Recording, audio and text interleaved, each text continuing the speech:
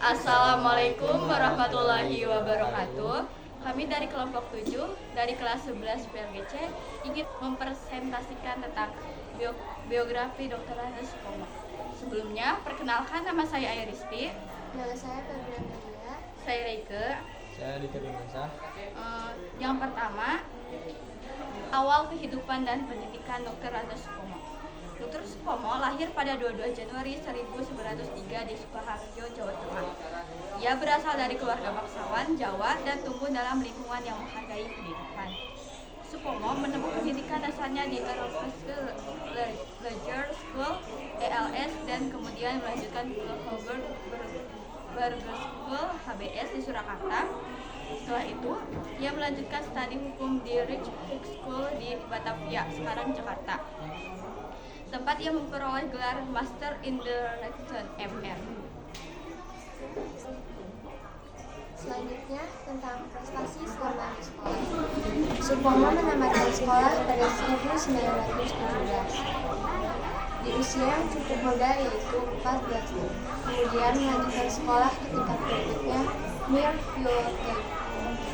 Leger Underis atau MULO yang ada di Solo dan lulus pada tahun 1925. Supomo lagi-lagi menuai prestasi dengan menamatkan Bridge School pada 1923 dengan hasil yang sangat memuaskan.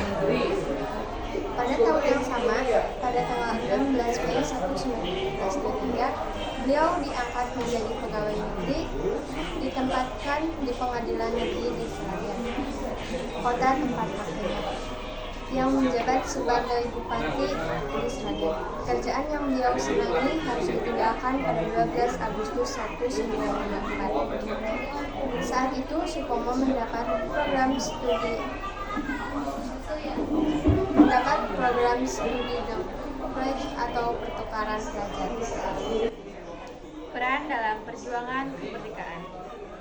Dr. Andes Supomo dikenal luas sebagai salah satu arsitek utama dari Konstitusi Indonesia. Pada tahun 1945, ia menjadi anggota Badan Penyelidik Usaha Persiapan Kemerdekaan Indonesia yang biasa disebut BPUPKI. Dalam sidang-sidang BPUPKI, Supomo berperan besar dalam merumuskan dasar-dasar negara Indonesia. Ia memperkenalkan konsep negara integralistik yang menekan persatuan dan kebersamaan seluruh elemen bangsa. Kontribusi sebagai menteri.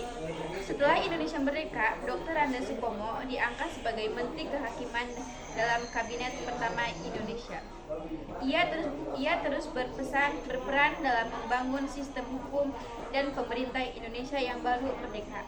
Supomo dikenal sebagai seorang yang teguh dan konsisten dalam memperjuangkan prinsip-prinsip hukum yang adil dan demokratis. Akhir hayat. Dr. Supomo meninggal dunia pada 12 September 1958 di Jakarta. Jasa-jasanya dalam membangun dasar-dasar hukum dan konstitusi Indonesia selalu dikenang dan dihargai. Ia dimakamkan di Solo, Jawa Barat.